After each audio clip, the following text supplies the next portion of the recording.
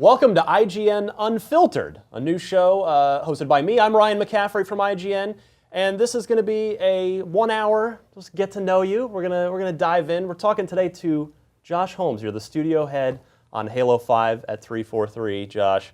We'll talk some Halo 5, we'll talk some Halo 4, but I wanna get in a time machine with you. Let's get the DeLorean up to 88. I want to rewind, because it's your career, it turns out, is super fascinating. Most people probably only know you as you were the creative director on Halo 4. Yep. And you were the not Bungie. How dare you? You're not Bungie and you're making Halo, so nope, we'll get to that part. Yeah.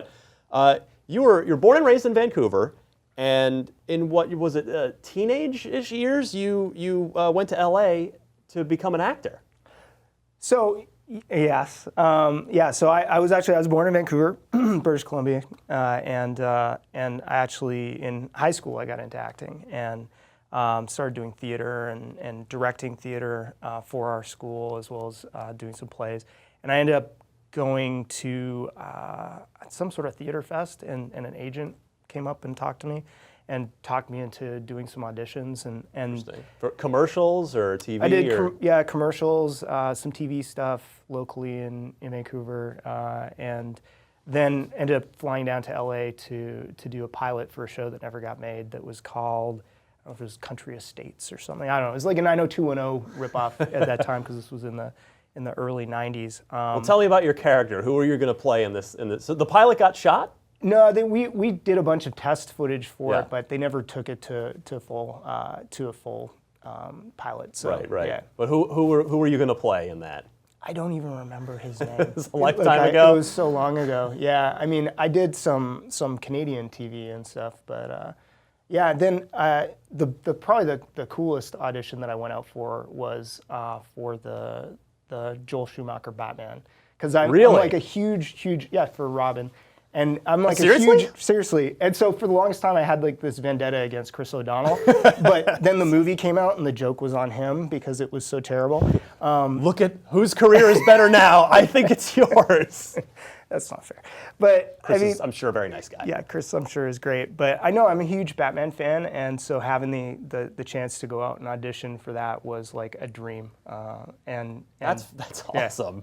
Had you read the script, or? Yeah. I auditioned for Joel Schumacher, so it was in Seattle actually. I drove down to do it in Seattle. Interesting. Did you have any idea what that movie was going to become? No, I mean, I was just totally starstruck on the idea of like, wow, this is Batman. This is, as a kid growing up reading comic books, he's my favorite character, and so having the chance to have anything to do with Batman. Had Kilmer been amazing. Cast at that point yet? I don't remember. Don't remember? Yeah. I'm just curious, because it's like, if you're I like, wow, Kilmer and Nicole Kidman. And yeah, I sent in a tape for that, which was how I got called in. I did like a tape in my living room randomly, and so yeah, it was just. How would you have played Robin? I'm curious. I don't know, man. That movie hurt my soul. Like it was so just a precursor for Batman and Robin. Yeah, real exactly. pain. That's when it got really painful. Cool. Yeah, but yeah. So I was an actor for a while, and then I actually sent a letter in to EA, because there was a electronic arts. EA in Seattle or EA Canada? They were in Burnaby, the Vancouver studio.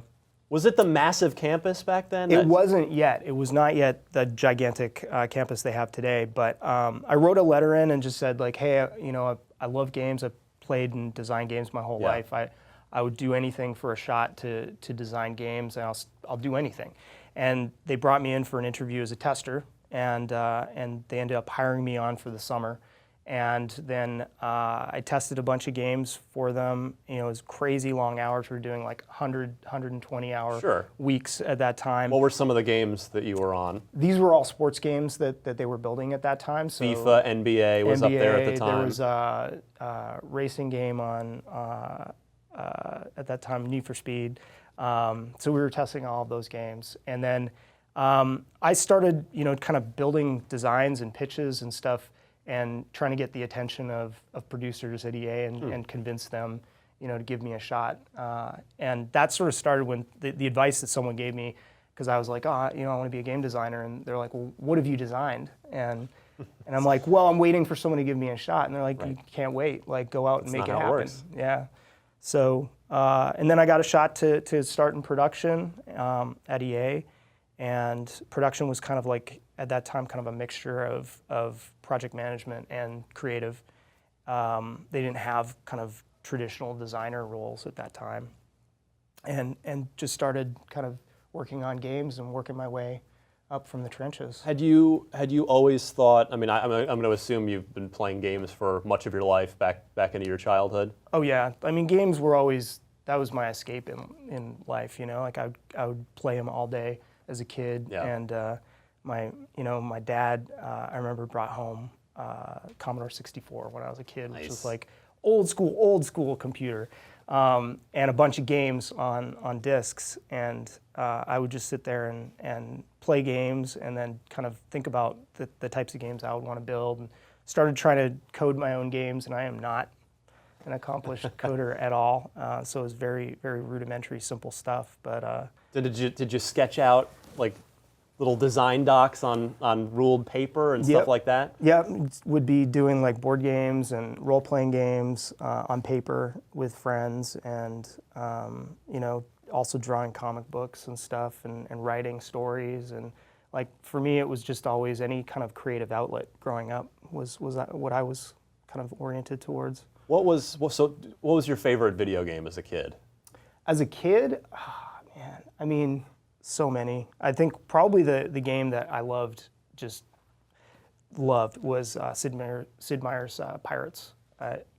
We just had a big time argument at IGN about some, you know, the biggest game, the best games ever, and there were the people that there was a staunch defending group of a Pirates Defense Force, if you will, Sid Meier's Pirates Defense Force, and they were adamant about the game because it was almost told the future of games, right, and how sort of its design ideas and how open it is. Yeah, I mean, there was so much that you could do, and there were these different kind of modes of play, and you could go and explore, and you had a legacy as a character that would develop over time, and it just felt like the world was open, you know, and I loved that feeling. And at the same time, it I think kind of almost operated as a history lesson for, you know, the history of piracy. There was so much information in there that I found fascinating as well.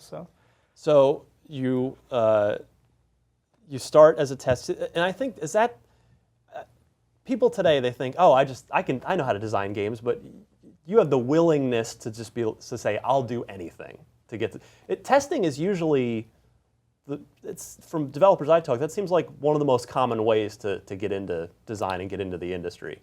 I think at least when I started in the industry, it definitely was. Yeah. And it's a great way to understand the development process, to understand you know, what it takes to build a game over time.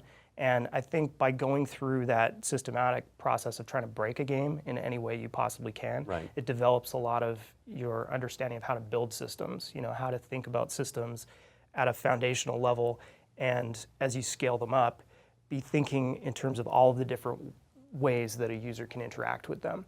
And so it builds a lot of that analytical thinking amongst designers and game developers. And testing is not the glamour job that people think it is, right? In fact, do you even want to play one of the games you test by the time it's over? It's hard. It's hard. I mean, you have played that game, and this is true of when you're building a game as well. I think the true test is that if it's a great game, yes, you're still going to get a bunch of enjoyment out of playing it, but you have beat that game to death. Like if you think of the games that as a player you obsess over and you spend just hours and hours and hours and days of your life, now multiply that by 100.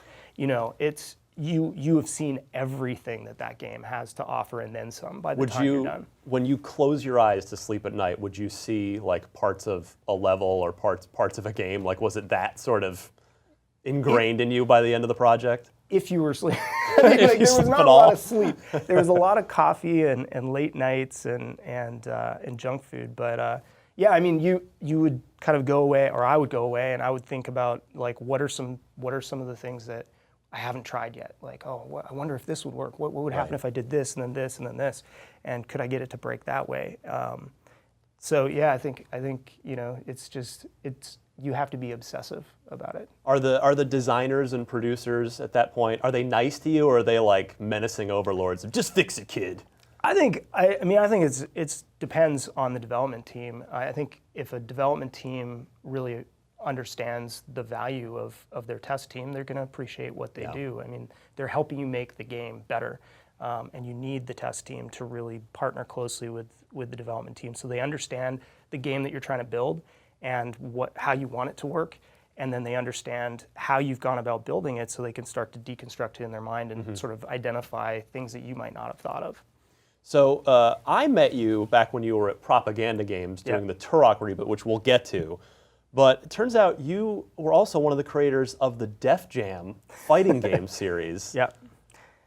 Tell me about that. Did you pitch it? Where does this come from? How do you get involved with this? So this was a really well-regarded series back at the time for EA. It was, but it's a crazy story. It's a crazy story. Do tell. That's what we're here for. So I was working at EA, and I had been moved off of some of the internal sports titles and was working in a new IP group that was sort of generating new ideas. And we had originally we built this pitch and a little mini prototype for a game that was so crazy ambitious called Gray Man, which was kind of like mixing together Hitman and GTA, but before GTA or Hitman. Right. And number one, everyone was like, well, nobody wants to play someone who's not the hero, bad. Or who's bad. Yeah. Like, so first of all, gamers will never want to do anything where they play someone bad, and we're like, what? And then secondly, like, the scope of what we're trying to build from an engine standpoint just isn't achievable, which is fair. I think it wouldn't have been at that time.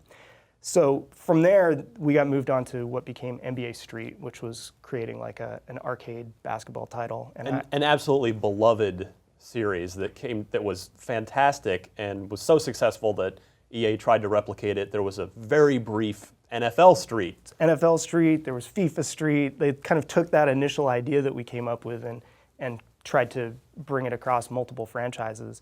But I mean, when we were the idea that NBA Street started with was, hey, we need to do arcade basketball title. And my friend and I, Daryl Anselmo, who is my creative partner on that, and who's a creative director now, but he was my art director at that time, we started working on a pitch for what would be like a street ball game. People were like, didn't get it. And we were just really heavily into street ball culture, and like And1 mixtapes were coming out and stuff. NBA Jam existed at that time. NBA Jam did, but this was like people still didn't get it. Well, I think people sort of thought, hey, let's just do kind of an NBA Jam-like experience, but not so much with the urban culture and the street ball kind of feel to it, which was something that we were really, really obsessed about. So we ended up building that game, and that game was a surprising success because I don't think anybody thought that it was going to do much, and it ended up doing quite well. Yeah. Were there any problems with the NBA, like with the league, with a game like that? Because I know I heard that was an issue with the NFL later, that they kind of, the image of the sort of the violence of the league on its own. They were like, maybe we don't want a NFL Street game with our name on it. Was that a problem? I mean, obviously you got the game out, but did the NBA kind of push back or raise any red flags back at that time? So the executive producer on the title at that time, Will Moselle, who actually works for Xbox, he was our executive producer at the time, and he was working with the league on that. And so there were definitely a lot of conversations with the league about, what would they allow, what would they not allow.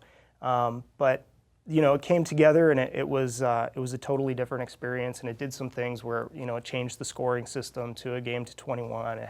We introduced the concept of the game breaker and like just a bunch of really wacky, crazy stuff at the time that people didn't believe internally was going to work. Right.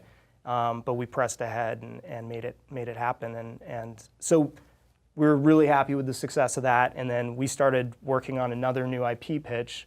And we were put on a team that was working on an internal fighting game called the code name was Kung Fu Fighting.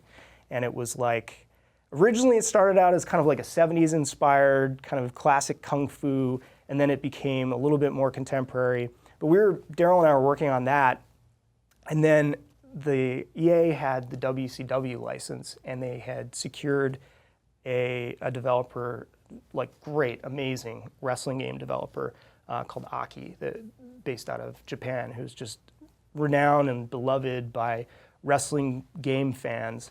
And they had been working on this WCW game. They lost the license, and so then they started building some crazy stuff with like intergalactic wrestling and like giant magma men on volcano planets and stuff. And so Paul Lee at the time came to Daryl and I and said, "Hey, this game's crazy. Can you guys do a creative treatment for this game?" And we put together a pitch. Hey, maybe you could do something like this over a weekend. Presented it and kind of went back to what we were doing. They're like, "Oh, we love your ideas. Come and sit in with us on this brainstorm of what we're going to do." And it sounds like you had no expectation of anything even coming out of it. No, we were like, "Hey, we don't want to work on a wrestling game, but if we did a wrestling game, here's kind of what we would do. Maybe do this." And so they brought us into a brainstorming session, and they were no longer thinking of the idea that we had pitched, but they were kind of brainstorming, like, what are things that we could do? And we had come off of NBA Street. We loved street ball culture. We loved urban culture. And we were like, well, what if you did something with like, hip hop artists and fighting? And they were like, that's genius. We should totally do that. And we're like, oh, no. We're brainstorming. This is a terrible idea. You should not do this. Like, whatever you do, don't do that. And they're like, no, that's great. And then somebody was like, I have a friend at Def Jam. We should talk to them. Why were you so, like, why was it like, no way, don't do that? Because it was ridiculous. It was like, you're going to mix hip hop and fighting and like. Did you just think this will not go over well if this becomes a real thing? Like, how is this a thing? Like, right. How is this actually going to work? But it just started gaining momentum, and they're like, okay, you guys are on this now. You guys are going to be the creatives on this, and you're going to go and make this happen. And you've got like 8 months because the game's like, we don't have time to do much. So you're just going to go and let's get this game done. And you got to work with Aki in Japan, and you're going to have some people here in Canada, and you got to work with the licensor Def Jam. And I had a great relationship with the team at Def Jam. How does Def Jam even take that phone call if you're saying it's that nuts? What, don't they just hang up on you? I don't know. It was like this perfect storm of like, yeah, that sounds like an interesting idea. Let's go and talk about that. And everything just started rolling. And we ended up building the first game, which was Def Jam Vendetta, in like 8 or 9 months, which was that's insane. Quick. Totally quick. We were able to leverage a lot of the engine that Aki had built and everything. And then for the second game, which was Fight for New York, that was where we kind of took a step back and we said, okay, well, now let's really think about this. Where would we want to take this universe and this story, and who would we want to bring on board? And again, it was crazy because we went out and we got like 70 different celebrities and hip hop stars and everybody. Well, and that's where, like, do you have to get these people individually to sign on? Yeah, every one of them. We would have Lauren Wurtzer at Def Jam, who is my counterpart there. She would go out and talk to the artists and kind of say, hey, would you be interested in doing this? And then I would have to go and pitch them and be like, this is what the story is. This is what your role would be.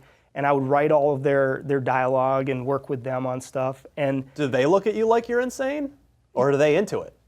A combination of the two. It was so the best story that I remember from that, because I had to go to every single session, do the script with all the artists, do all the VO, direct the VO stuff, and every one of the artists, we'd go to them and say like, okay, what do you want your special move to be? What do you want to look like? Like, what's your costume? And we would take all that information. We met with Ghostface Killah, who's a crazy personality. I love Ghost, but he's also a giant man. Like, do you have to call him that? Mr. Killah. No, we call him Ghost. But so Ghost is he's an intimidating presence, and he was hyped about what he wanted, and he sort of described this costume that he wanted. But the thing that he was really, really passionate about is he wanted this like gold bracelet with a giant bird on it, and he's like. Like a real bird? Like a bird. It was a gold bird. He wanted a gold bird with like diamond eyes. But he's like, the deal is, my special move is the bird comes to life and it tears out my opponent's eyes. It pecks them out.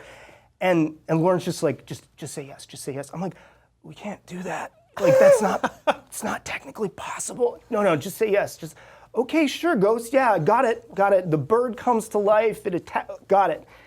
Then when we went back and did the sequel, he remembered that. And he was like, dude, you didn't do my bird. He's like, where's my bird?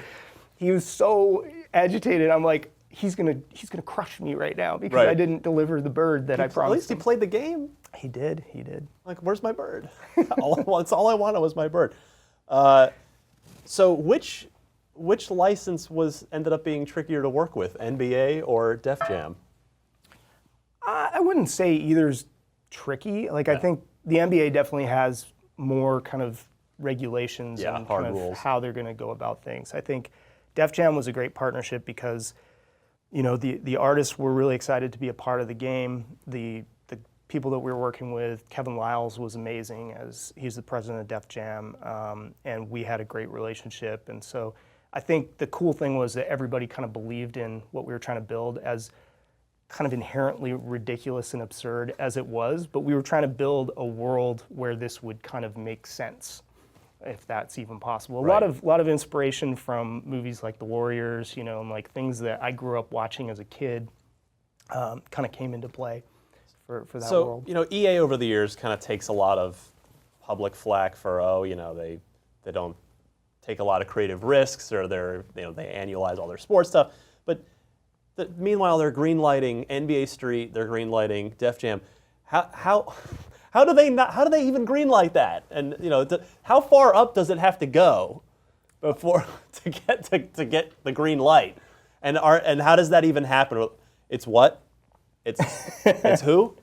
Sure, let's do it. Yeah, well, I mean, there's some crazy meetings that happen, and you know, you have to do your best to convince people of your vision. But I think that there was just kind of a feeling of, well, we're just going to build something awesome and make people believe that it's going to be great. And it turns out, you know, you made some really good video games. That at the end of the day, I mean, that's got to feel good when you have this nutty thing, that thing that you're like, at first you literally you've laughed it off, and then it turns out you made a great video game. That's got to feel good. Yeah, I mean, we were really excited as a team of, you know, about what we've been able to do, and I think for Fight for New York, we tried to tell an interesting story within the context of a fighting game, which really hadn't been done to the level that we did it before, giving you the freedom to kind of design your character and have your character show up as you saw fit. And so it was a ton of fun working on that. Why doesn't NBA Street still exist, do you think? Why do you think it went away? I mean, I have no idea. Such a great series. It was a lot of fun. I think there were some great sequels that came out. I just worked on the first one and then moved on. But yeah, it'd be great to see that series come back. So you left to found Propaganda Games in 2005. Was that just, did you do that? Did you leave EA just as you saw that as the next step of your career, was to go own something and create something? Or what was the motivation for leaving EA to go found Propaganda? Yeah, so it was a small group of us. Initially, there were 4 founders, and then we brought some people that had worked with us on our team for Def Jam over as well. But I mean, the reason was just it was something that I had always dreamed of doing, and that we were all excited about, is striving out on our own and sort of taking on that challenge. And so we actually left in 2004. 2004. Yeah, and then we started the studio late 2004. And then when we first started Propaganda, we started pitching various different publishers on new IP ideas. Mm-hmm. And there was a bunch of interest in us doing some kind of a fighting game, and we were kind of like, well, we've done that. We want to do something new and different. Yeah. We were pitching a third-person action game that had a lot of fighting elements in it, but it was kind of loosely inspired by the story of Oren Ishii from Kill Bill Volume 1, which was one of my favorite movies, and like a character that I was really fascinated by. And so we were pitching that, and it was kind of more set in a sci-fi universe, but a lot of inspiration thematically from that. And strangely enough, Disney ended up being somebody who got very interested, because at the time they were looking at expanding their footprint in games. Yeah, they've They seem to oscillate. Like sometimes they're scaling games way down. There've been points where they've scaled way up, and they actually swooped in. Then they bought you guys. They did. They acquired us. They acquired Avalanche Software in Utah, in right? Utah and Salt Lake, who have now, they just celebrated, I think, their 20-year anniversary. So congratulations to Avalanche. They're doing the Disney Infinity series now. But we were brought in, and we were supposed to be like the Miramax of gaming. They wanted us to be their kind of mature-oriented studio that would do more mature content. And we were working on that pitch, and then they acquired the license to Turok and said, hey, would you guys be interested in doing a Turok reboot? And for me, first-person shooters have been one of my loves from very early on. First time I played Doom, it just completely blew my mind and set me on a course where, you know, shooters became my number one love, and so the opportunity to do that was huge. I think it was also crazy as a brand new studio to be like, yeah, let's build a studio from scratch. Let's take on a multi-platform first-person shooter. The ambition from Disney at the time was like, this should be a shooter that beats Halo. You know, like let's go beat Halo. And we're like, okay, that's crazy. And we had this Turok license. Halo 2 had just come out. No big deal. No big deal. Yeah, no worries. We'll wipe the floor with them. Yeah, of course. Yeah, but the thing that we found out was that the license that they had was for the original Turok comic book series. So then we were basically thrust into this situation where we had to build almost a new IP around the Turok brand. We weren't able to use things like the cerebral bore, which is like a fan favorite weapon. So we created a kind of futuristic take on Turok that was a huge effort across the studio. It was a lot of fun to work on. What sort of, as you dug into Turok, what about it appealed to you as an IP, dinosaurs and weapons, and I mean, there's just so much fun that's a part of that. We wanted to create a game where the dinosaurs were very reactive, and they had AI systems that would respond to what the player could do. We introduced the flare mechanic, where you had a secondary fire on your shotgun that you could use as a lure for the dinos. So you'd create this kind of neutral AI adversary that you could then use against your opponents, whether they're the human opponents in your campaign or in the multiplayer experience. We actually had raptors that were built into the multiplayer maps. I remember. Yeah. So it was very ambitious, I think, for our team, but also a ton of fun to play. So what were your sort of overarching goals with Turok, and how do you think the game turned out in the end? How do you feel about it now, like 10 years later? I mean, there are a lot of things I'm really proud of with that game. I think the fact that we were able to build that game as a brand new studio was crazy. Our goals were to create just an amazing universe and an amazing experience. We wanted something. I think we bit off more than we could chew as a new studio. You know, we were Is that a dinosaur pun? No, but could be. But I mean, we were trying to do multiplayer and campaign and all of these things across that experience, and it was a lot to take on. And how many of you were there? We grew from, when we first started, we were like 20 people, and we grew to, on that team, slightly over 100 people by the end of the project. That's rapid growth. Yeah, over the course of just under 3 years. Yeah. So. Any regrets about Turok, looking back? I mean, I think you always have things that you would do differently, right? If you go back, and I think we would probably have focused on a smaller footprint of game experience and really. Is that another dinosaur reference? No. You love the puns. I got to take them where I can get them. What can I do? Now, you guys were also working on a game that I saw at E3 one year, Pirates of the Caribbean: Armada of the Damned, which. Granted, I only saw the E3 slice. I thought it looked great because it reminded me of sort of a piratey Fable, and I'm talking about like Fable 1 back at that time, sort of an open-ish world action adventure. It ended up getting canceled, obviously. What can you tell me about that project? Yeah, so I mean, during my time at Propaganda, I grew the studio to the point where we had two teams. We had a second team that started working on Pirates. And actually, Dan Ayub, who works at 343, yeah. he was working on that title at the time. And they started building the team up, and I think I left Propaganda in late 2008. The title was still being worked on.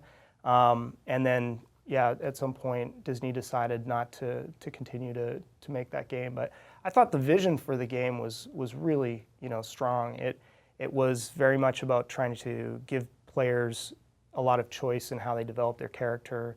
Really, it was a pirates RPG and a lot of exploration. And when you look at You love Sid Meier's Pirates. Love Sid Meier's Pirates, so that was huge. And when you look at the ship combat in Assassin's Creed Black Flag, that was essentially the ship combat that they had running when I left the studio. So it was very, very impressive visually, and also a lot of fun mechanically to play that. Does it leave a little bit of a hole inside as a creative person when something that, because obviously Pirates got far enough along where it was shown at E3, and so does it hurt a little bit? Does it still hurt when you kind of think back like, oh, that could have been really awesome if we could have finished that? I mean, I feel for the team that was working on it, because as a creative and just a creator, anybody who builds something, you pour your heart and soul into it. And there was a team of people that were incredibly passionate about building that experience, and they had taken it pretty far. And so for it not to make it was, I think, really disappointing and crushing for a lot of people. So now we get to Halo, to 343. How did you end up coming to Halo? Do you call Bonnie Ross? Do they call you? How does those conversations first get started? So I actually first started talking to Phil Spencer about potential studio in Vancouver, and he made it clear to me that he didn't need another studio in Vancouver. We'd been introduced. And yet now we have the coalition. Yeah, well, he did already have a studio in Big Park that was being worked with, and so we started talking about other opportunities, and he talked about the different franchises across the portfolio, and then mentioned that there was a team that was going to be working on the future of Halo, and that was incredibly intriguing to me, just because I've been a Halo fan since the original game came out on Xbox. It was the game that actually kind of pulled me across to the Xbox. You and me both. Yeah, so that was a conversation that I was definitely going to take, even though I wasn't thinking of moving my family or anything like that. And so I ended up talking to Bonnie Ross and to Kiki Wolfkill and Frank O'Connor, and loved all of their vision for where they wanted to take 343. Well, it wasn't even 343 at that point. I don't think we had that name locked down yet. And then kind of was at the same time feeling like, well, my wife's never going to go for this. We've lived in Vancouver our whole lives. She's not going to want to move. Yeah.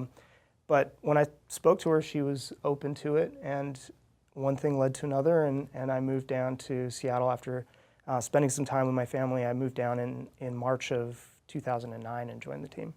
So I'm starting to see now from what you're saying, I wonder if part of the reason you might have appealed to them is because you'd built a team from scratch and worked on a major first-person shooter IP from basically just hit the ground running. I'm sure that must have upped your stock in their eyes. Well, that was something we talked a lot about, and when I spoke to Bonnie, I would sort of say, hey, here are some of the things that we went through at Propaganda as we grew the studio, and we grew the studio very quickly, and I think these are things that maybe I would have done differently if I were to do it over again, and I think it was a great conversation being able to be open about that and talk about how we wanted to build 343 and sort of take stewardship for the whole franchise, not just build a game, but also continue to build a universe. Right. For me, like, part of the inspiration was definitely my love of Halo and how much it had affected me as a game designer, but also my love of Star Wars as a universe, and sort of looking at Halo as, well, this is a universe that has that same level of depth that speaks to me, and that I could see myself, if I were a kid again today, it would have that same impact on me. and Bonnie's vision for where she wanted to take the universe, and Frank as well, and Kiki, it really spoke to me. So, favorite non-343 Halo then? If you're because we have arguments here. Yeah. You know, 1 or 2. There are plenty of some Halo 3 folks. There's even like a little contingent of ODST people. Where do you fall? So I have to go with Halo 1 because it's the OG Halo. It's the one that made the biggest impact on me. It blew my mind as a designer when I played it, and it just got so many things right at the time. If I were to say, like, where did I spend the most time playing Halo? Probably Halo 3. Like, Halo 3 was kind of that pinnacle of just many, many focused hours, especially in multiplayer. But Halo 1 will always stand alone as far as the impact that it had on me. Correct answer. Good job. I remember an early conversation I had with you and Frank. You had just joined 343, and there weren't many people on the team yet. You were hired to be the creative director on Halo 4. Was that correct? I was actually brought in as a EP that was originally going to be working on a shooter title, and then I actually came into the studio and started working as the franchise creative director for Bonnie, and then stepped into the shoes on Halo 4 as the creative director. Shooter title. You want to back up a second? No. Is this the Halo game that never saw the light of day? No. This was kind of looking forward to where we wanted to take the next saga of games and starting to build a team around that. But I think being able to come in and join the Halo 4 team fairly early on was an amazing opportunity. So you end up the creative director on Halo 4. I'm curious, where do you even start with a game with a project like that when you've got a new team and you're taking over for another team's work, and what's this thing that's turned into a global phenomenon? The story arc had kind of closed after 3, and then obviously Reach was just sort of the prequel situation. So yeah, where do you even start from both a narrative perspective, which I know is more Frank's bag, but from narratively and just as a design perspective, where do you even start with Halo 4? Well, I mean, I think we were fortunate that we had a number of really strong people who had joined the team early on and started to build a vision for where we wanted to take Halo. We wanted to look more closely at John as a character in Master Chief, because up until that point he had been largely kind of a vessel, and we wanted to get inside the psyche of this individual. And Frank had sort of laid out where he saw the story of the universe going and how the canon would develop over the coming years. So it was taking a lot of that inspiration and then sort of setting pen to paper and starting to talk about, okay, well, what is the story we want to tell, and what are the things that fascinate us as a team, and what do we want to build? And I think as a new team coming into some really huge shoes, trying to take over from Bungie, just a legendary developer, a developer that inspired me as a fellow developer for years. It was trying to walk that line of, okay, well, we want to do some things that are new and different, but at the same time, we want to be true to Halo. Sure. And all the while, we're building a new team, and we have kind of a core nucleus of people and talented folks that are coming in because they have this kind of shared love and passion for Halo. But we're all trying to learn what it means to work together and what it means to build a Halo game.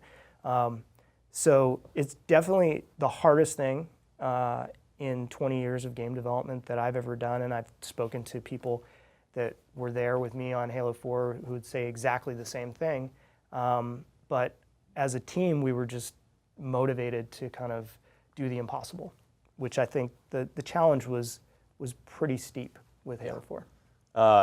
What was the craziest idea that got seriously considered for Halo 4 before ultimately hitting the cutting room floor for some reason? The craziest... Either narratively or design-wise. The craziest idea was when somebody suggested using Kinect voice interaction with Cortana throughout the course of the experience, which I think at a high level is an amazing idea. The ability to actually pull that off and Right. not, you know, maybe the rampancy would have saved some of the errors that might have happened if we hadn't got all of the speech recognition correctly. But I think that would have been both an incredible accomplishment if we could do it, but just a huge amount of time that would have gone into it and maybe not been able to pull it off. So that was pretty nuts. Now, I've noticed in my career, a lot of game developers seem to kind of poo-poo their last game as they start to hype up their next one. Sports game developers seem exceptionally guilty of this, and I feel like you guys are doing a little bit of that with 4, like with the Vidoc. Like, oh, hey, you know, are you being a bit hard on yourselves for about 4?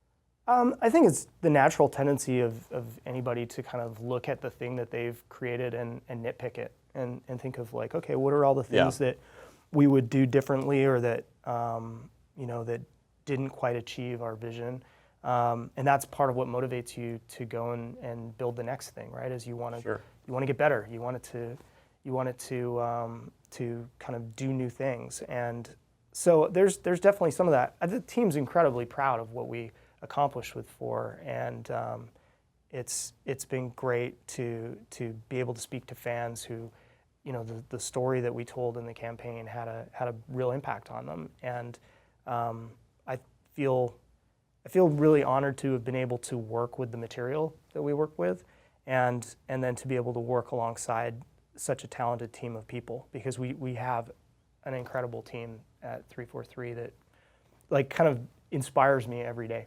What are you most proud of looking back on Halo 4? And not just that, you know, we got it done, but like what's your favorite thing or like proudest thing about the game that stands out in your mind? So I'll just speak for me personally. I'm sure if you ask different people across 343, you'd get different answers. But for me, it was around the story that we told in campaign and the balance that we strove to achieve, and I think we did a fairly good job of achieving in telling the small story with Chief and Cortana against the backdrop of like a big bombastic action experience. That would be the thing I'm most proud of. How about regret-wise? Is there something looking back on 4 where you're just like, man, I wish we'd done this, or I wish we'd nailed that better? Yeah, I mean, I think we're proud of the experience that we created across the whole game and in multiplayer, but I think when you look at the multiplayer as far as how it was able to sustain interest over time, there are some changes that we would make, and I think we tried to take 2 distinctly different experiences and kind of merge them into one. Right. And you see us taking a different approach. Are you talking about talking about like the sort of traditional Halo experience with the sort of more modern perk-based stuff that had been popularized in Call of Duty? The kind of more casual approach to the play experience and giving you more control as a player over how you customize your player and kind of giving you a toy box of different things and trying to bring that into an experience that is competitive.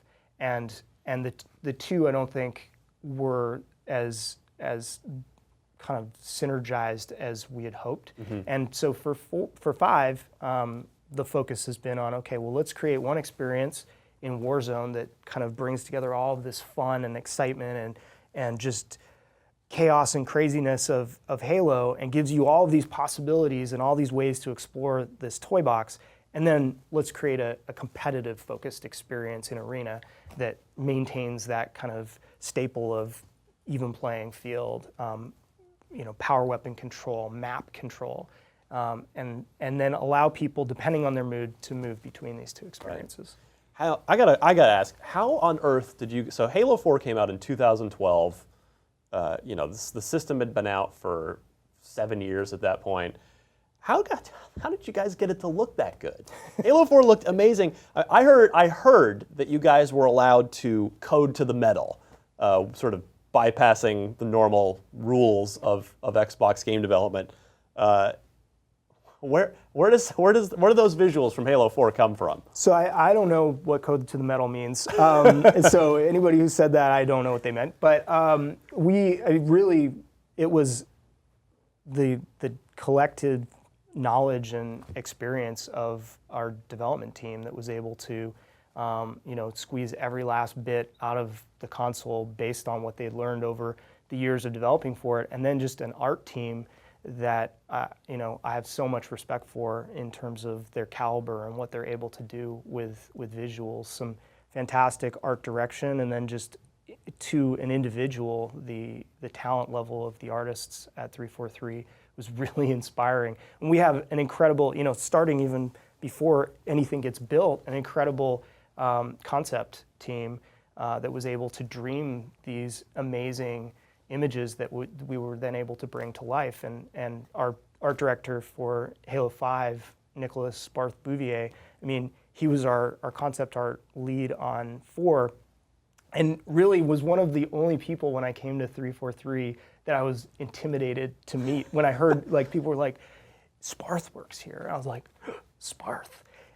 Which, if you meet Nick, is hilarious because he's this unassuming Frenchman who is the kindest, gentlest soul. But I had been following his work for years. Our concept team at Propaganda worshipped the ground that Sparth walked on. They would go and look at all the speed drawings. Sparth is, he is so prolific in terms of the last thing he worked on before he came to Halo was he worked at id with Kenneth Scott on Rage.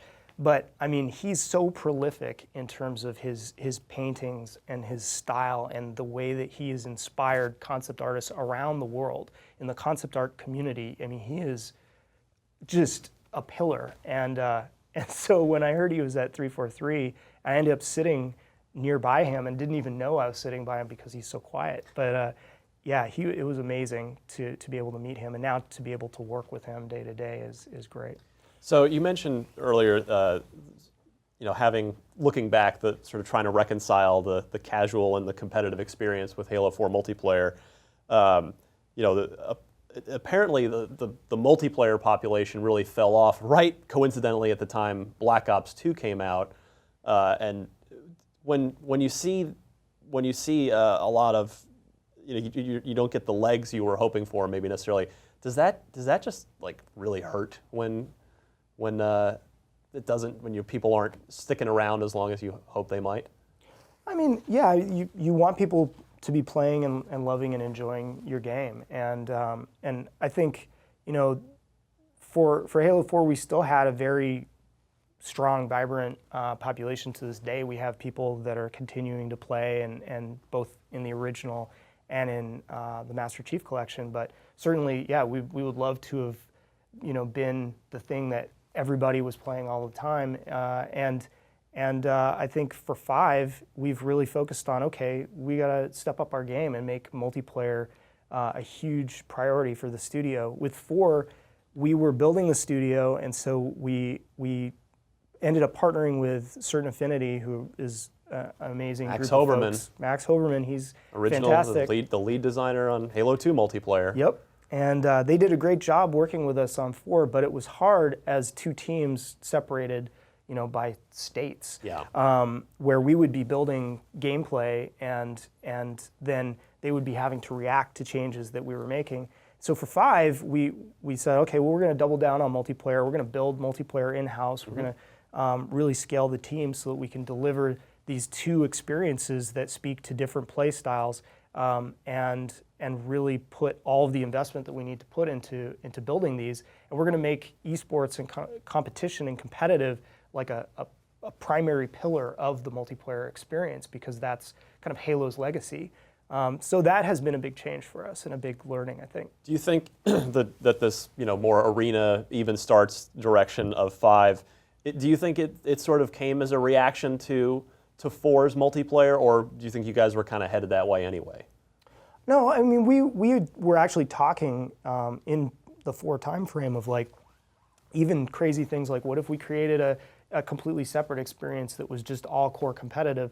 So there were a lot of discussions around really focusing on competitive as we move to the future. But for 5, that was something that we were really passionate about, and I think it changes the way that the game plays at a fundamental level when you're having to focus and fight over areas of the map and really lock down weapons, it kind of creates a structure and a back and forth that was lost in some of the chaos of some of the matches in Halo 4's multiplayer, and it's nice to have that back. So I've played a bunch of Halo 5 multiplayer. We all have, because you guys did a multiplayer beta at a crazy early time when it was actually a beta and not just like a marketing stunt. Yep.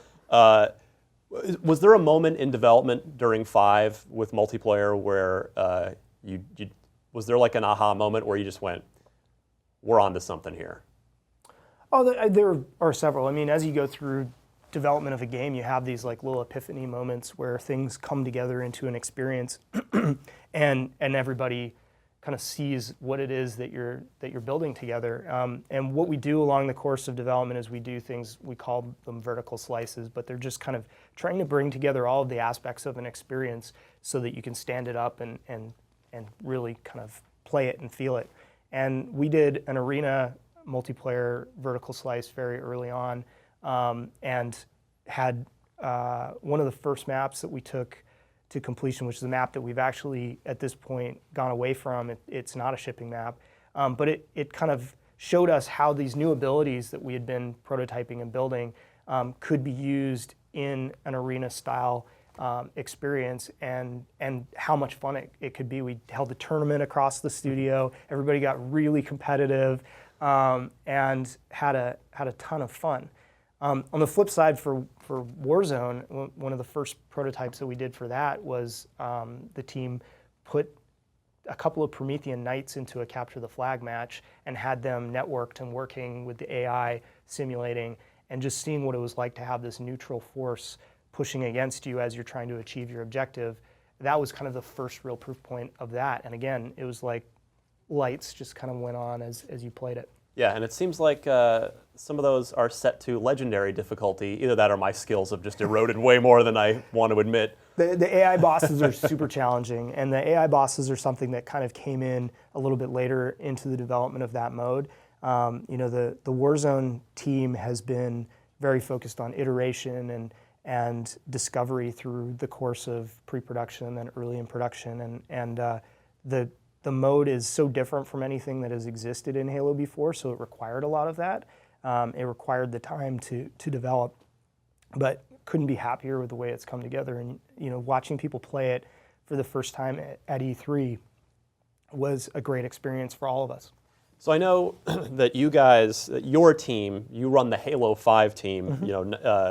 That you didn't work directly on Master Chief Collection, but I'm wondering if you can speak to how did the Halo 5 team react when there was just a lot of problems with the online launch and seemingly a lot of goodwill damaged in the community. Does it just add a lot of pressure to your team to like, man, all right, we gotta deliver here?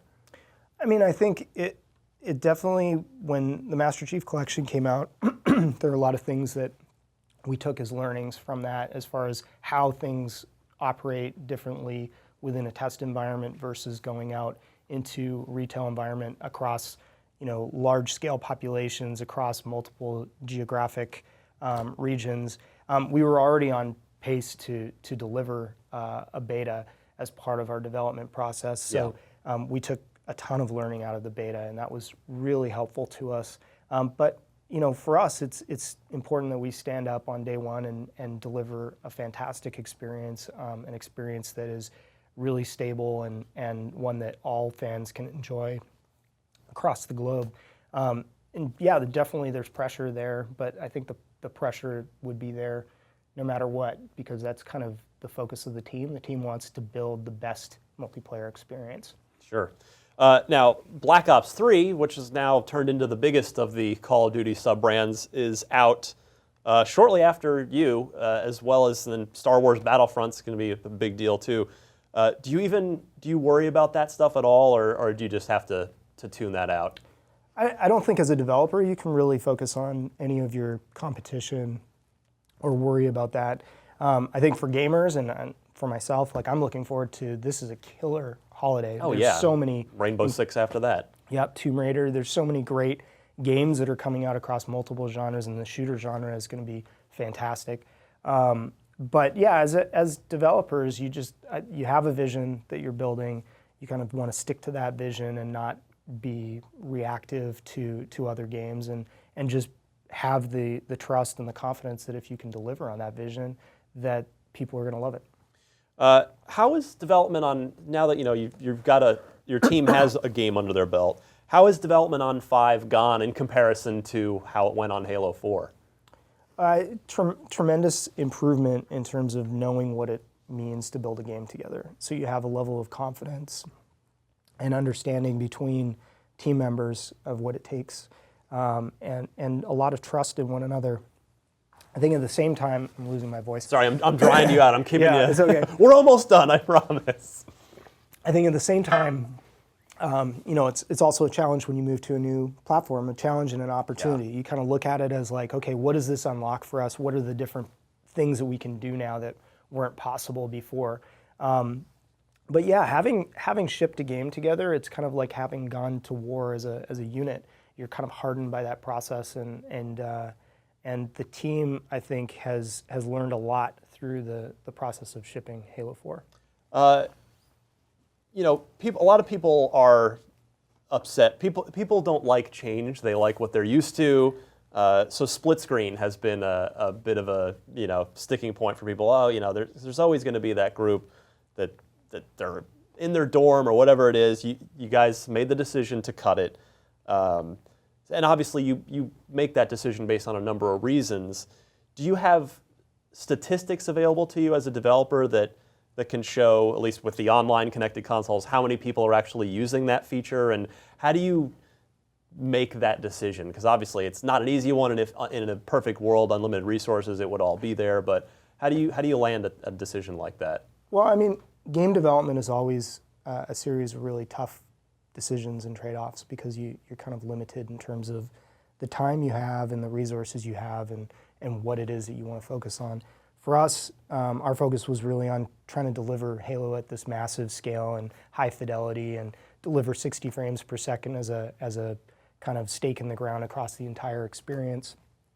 And making the decision not to ship split screen was really tough, because for many of us, like many fans, like we've enjoyed playing Halo on the couch alongside friends and family, but really focusing on trying to deliver that experience that we're building across our campaign, across Warzone, across Arena.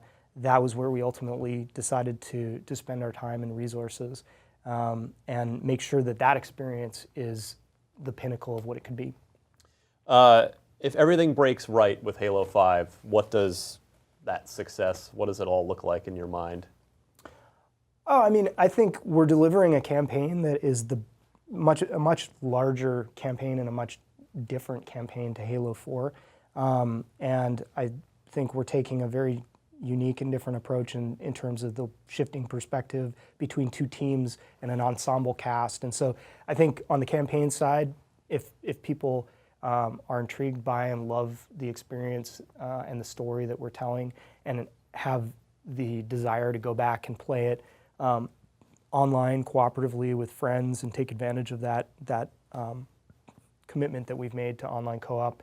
On the multiplayer side, I think it's about these two experiences and having people move back and forth between those experiences depending on their mood, and having a reward system that keeps them engaged and feeling like they're constantly unlocking new parts of the experience, and the experience is always expanding. I think it's for us, it's not one thing, because it's about delivering this massive experience across Halo 5, and I think success just looks like people enjoying all of those different flavors that we're bringing to the table.